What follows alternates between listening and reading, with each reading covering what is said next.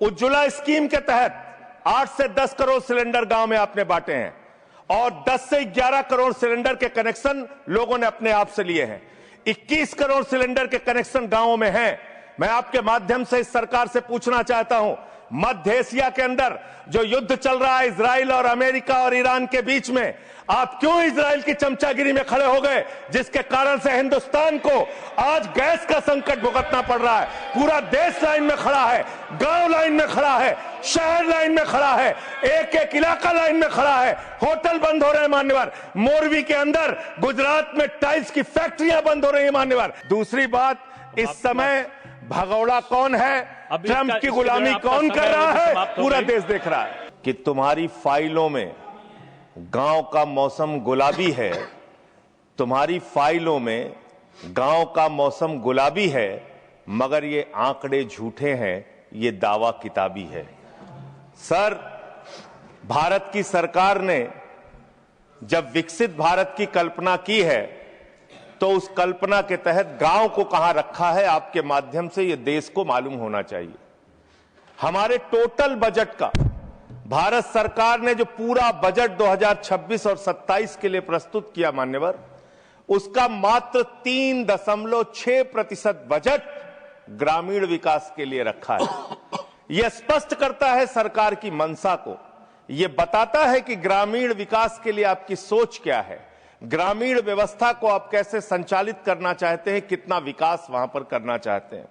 मान्यवर, बहुत सारी योजनाएं गांव के विकास के लिए चलाने का दावा सरकार की ओर से किया जाता है।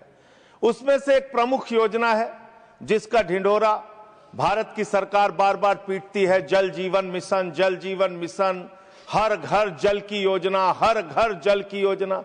वो जल जीवन मिशन क्या है मान्यवर, जिसके ऊपर आप लाखों करोड़ रुपए अब तक खर्च कर चुके हैं। गांव गांव में पाइप से पानी पहुंचाने के नाम पे लोगों से आप पैसा लेंगे, वहां की जनता को मीटर लगा के पैसे की वसूली करेंगे, जो व्यवस्था पहले नहीं थी। उसके बाद आपने गांव गांव में सड़कों की खुदाई कर दी। जो ग्रामीण व्यवस्था के अंदर जिला पंचायत से सड़क बनी थी, ग्राम सभा से सड़क बनी थी, जो गांव के विकास के लिए पैसा लगा था, उसको जल जीवन मिशन के तहत सड़कें खोद के, गांव के रास्ते खोद के उसको बर्बाद करने का काम किया गया। तो जल जीवन मिशन जन जीवन को अस्त व्यस्त कर रहा है। एक तो ये उस मिशन की खासियत है जो सरकार को सोचना और जानना चाहिए। दूसरी बात मान्यवर, मेरा तो कहना छोड़ दीजिए, भारतीय जनता पार्टी के एक विधायक है ब्रजेश राजपूत जी, उन्होंने उत्तर प्रदेश के सरकार के मंत्री का घेराव किया। मान्यवर, अरे मान्यवर, देश का सबसे बड़ा राज्य है, उसी राज्य से आप भी आते हैं, हम भी आते हैं, उसी राज्य से आप भी आते हैं, हम भी आते हैं। तो अगर एक भ्रष्टाचार के मामले में कोई जानकारी आपके माध्यम से मैं दे रहा हूं तो जानना चाहिए मान्यवर आपको। मान्यवर, रूरल डेवलपमेंट के नाम पे इस जल जीवन मिशन में गांव गांव में टंकियां बनाई गई। उन पानी की टंकियों की हालत जाकर देखिए। वो पानी की टंकियां उद्घाटन से पहले उजड़ जाती हैं, उद्घाटन से पहले उखड़ जाती हैं, टूट जाती हैं, गिर जाती हैं। 5-5, 10-10 करोड़ की टंकियां, पाइपलाइन जो है वो टूट जाती है। तो मैंने तो इसका मामला अब सबसे पहले उठाया था, तब सरकार ने हमारी बात नहीं सुनी, कई मुकदमे मेरे ऊपर उल्टा करा दिया। लेकिन इनके एक विधायक ने मान्यवर अपने ही मंत्री का घेराव कर लिया, ब्रजेश राजपूत जी ने, और कहा और बीजेपी के विधायक ने कहा कि इस योजना में जबरदस्त भ्रष्टाचार है। इसलिए ये योजना भ्रष्टाचार की भेंट चढ़ चुकी है। दूसरी बात आते हैं, आपने गांव के अंदर जो तमाम और स्कीम शुरू की और उसकी हकीकत क्या है, कितना बजट निर्धारित किया, कितना खर्च किया।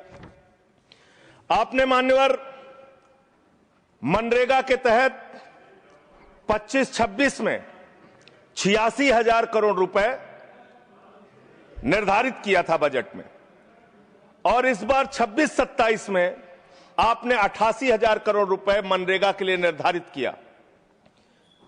जब आपने 86,000 करोड़ रुपए निर्धारित किया तो आपकी गारंटी थी 100 दिन की। जब आपने 88,000 करोड़ रुपए निर्धारित किया तो आपकी गारंटी है 125 दिन की, और आप कह रहे हैं हम 60% भागीदारी करेंगे। पिछले कई वर्षों से, जब से प्रधानमंत्री नरेंद्र मोदी जी बने हैं इस देश के और जब से भारतीय जनता पार्टी की सरकार है, मनरेगा की स्कीम में इस सदन के अंदर मैं पूरे जिम्मेदारी से बोलना चाहता हूं, एक भी साल में 50 दिन से ज्यादा आपने रोजगार नहीं दिया।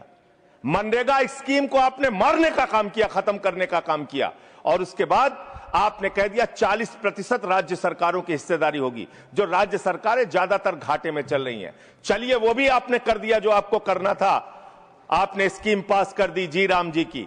लेकिन मुझे आप जरा कृपा करके बताइए, आपके हिस्से का 125 दिन के हिसाब से रुपया बैठता है मंत्री जी 2 लाख करोड़ रुपए, तो आपने तो निर्धारित ही 88,000 करोड़ रुपए किया है। तो आप इस स्कीम में क्या सोचते हैं, क्या आपकी योजना है और कितना आप बजट निर्धारित करना चाहते हैं? यानी कि आपकी मंशा ही साफ नहीं है कि आप मनरेगा स्कीम को गांव-गांव तक चला सके। इसके बाद मान्यवर आते हैं, एक मिनट माननीय मंत्री करना चाहता हूं कि जब मैं बोलूं तब आप सुनने जरूर उपस्थित रहना, बोल के चले मत जाना, एक एक चीज का जवाब दूंगा।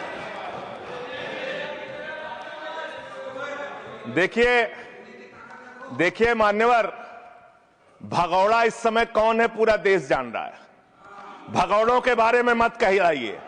देश का प्रधानमंत्री गैस के संकट के इस समय में किस गुफा में छुपा हुआ है, पहले उसको निकाल के लाइए। पहले उसको निकाल के लाइए। प्रधानमंत्री किस गुफा में छुपे हुए हैं? प्रधानमंत्री के बारे में आप हमारे ऊपर टिप्पणी कर रहे हैं, का प्रयोग नहीं करेंगे। आप हमारे ऊपर टिप्पणी कर रहे हैं, ये आप हमारे ऊपर टिप्पणी कर रहे हैं। पूरा देश गैस की लाइनों में खड़ा है, यहाँ पर प्रधानमंत्री गुफा में छिपे हुए हैं। प्रधानमंत्री को निकाल के लाइए, प्रधानमंत्री को निकाल के लाइए। मुद्दों पे बात नहीं करेंगे। इस्तेमाल किया है, ये शब्द ठीक नहीं है। अरे मान्यवर, आप मेरा समय जा रहा है मान्यवर महोदय, मान्यवर मेरा समय जा रहा है, कृपा करके समय। जी राम जी ने आपको जी राम जी पर रात को 1:30 बजे तक मैंने चर्चा सुनी, और जब उत्तर देने की बारी आई तो विपक्ष भाग गया था। इसलिए मैं निवेदन कर रहा हूं कि रहना जरूर, एक एक चीज का जवाब दूंगा, एक एक चीज का। दूसरी चीज है, जो भगोड़ा शब्द है उसको उसमें शामिल नहीं करेंगे। जी मान्यवर, बात करते हैं ग्रामीण विकास की आप बात कर रहे हैं। उज्ज्वला स्कीम के तहत 8 से 10 करोड़ सिलेंडर गांव में आपने बांटे हैं, और 10 से 11 करोड़ सिलेंडर के कनेक्शन लोगों ने अपने आप से लिए हैं। 21 करोड़ सिलेंडर के कनेक्शन गांवों में हैं। मैं आपके माध्यम से इस सरकार से पूछना चाहता हूं, मध्य एशिया के अंदर जो युद्ध चल रहा है इजराइल और अमेरिका और ईरान के बीच में, आप क्यों इजराइल की चमचागिरी में खड़े हो गए, जिसके कारण से हिंदुस्तान को आज गैस का संकट भुगतना पड़ रहा है। पूरा देश लाइन में खड़ा है, गांव लाइन में खड़ा है, शहर लाइन में खड़ा है, एक एक इलाका लाइन में खड़ा है। होटल बंद हो रहे हैं मान्यवर, मोरवी के अंदर गुजरात में टाइल्स की फैक्ट्रियां बंद हो रही है मान्यवर। आपने क्या हालत की है। आप राज्यों के साथ न्याय नहीं करते, आप ग्रामीण व्यवस्था के साथ न्याय नहीं करते। आपने बनारस के अंदर 4200 एकड़ जमीन वहां के किसानों की जबरन कब्जा की। 2013 का जो अधिकरण का नियम है, वो नियम आपने लागू नहीं किया। वहां लाठियों से किसानों को पीट के प्रधानमंत्री के संसदीय क्षेत्र में जमीनें कब्जा करने का काम आपने किया। जो पंजाब पूरे देश का पीडीएस सिस्टम चलाता है, 50% भागीदारी पंजाब के किसानों की होती है। आपने पंजाब के रूरल डेवलपमेंट का 8,000 करोड़ रुपए मार के बैठे हुए। आप बताइए क्यों आपने पंजाब का हिस्सा नहीं दिया, क्यों आप वहां के साथ सौतेला व्यवहार कर रहे हैं। बताइए इस देश को और पंजाब के लोगों को। वहां पर बाढ़ आई, आप भी गए थे मंत्री जी वहां पे दुख जताने के लिए। आपने वहां की भयावह परिस्थितियों को देखा था, बावजूद इसके 1600 करोड़ रुपए की मदद आपने घोषित की थी। 16 पैसे आपने पंजाब को नहीं दिए, 16 पैसे। यह आपकी दुर्भावनापूर्ण नीति है जो राज्यों को भुगतनी पड़ रही है, जो देश को भुगतनी पड़ रही है। और ग्रामीण विकास के नाम पर आपने इस देश के गांव में रहने वाली जनता को लगातार धोखा देने का काम किया है, लगातार उनको ठगने का काम किया है। चाहे वो आंगनबाड़ी की स्कीम हो, आंगनबाड़ी की कार्यकर्तियां, हर काम में उनको आप लगा देते हैं, लेकिन आप उनको पैसा देने के नाम पर आपको हंसी आएगी, हंसी आएगी, हंसी आएगी। आंगनबाड़ी की योजना गांव में ही चलती है, गांव में ही चलती है, हंसी आएगी आपको। मान्यवर, मैं अंत में एक ही बात कहना चाहता हूं। मंत्री जी ने कहा भागिएगा नहीं। मैं बिल्कुल बैठ के आपकी एक एक बात को सुनूंगा मंत्री जी, ध्यान से सुनूंगा। जितनी बात मैंने कही है उसका पूरा जवाब दीजिएगा, और अगर आप जवाब नहीं दे पाएंगे तो मुझे भी उस वक्त बोलने का अवसर दीजिएगा। आप ही अकेले बोलने का अधिकार रखते हैं, ऐसा नहीं होना चाहिए। और दूसरी बात मान्यवर, दूसरी बात, इस समय भगौड़ा कौन है, ट्रंप की गुलामी कौन कर रहा है, पूरा देश देख रहा है।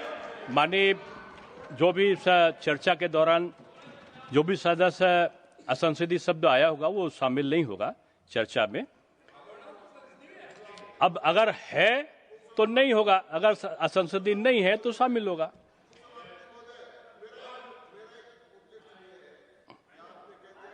नहीं आएगा, लेकिन आजकल जो व्यवस्था है वो दूर संचार के माध्यम से चली जाती है, इसलिए ये भी व्यवस्था होनी चाहिए कि जिसको रिकॉर्ड में नहीं लिया है वो बाहर भी नहीं जाएगा।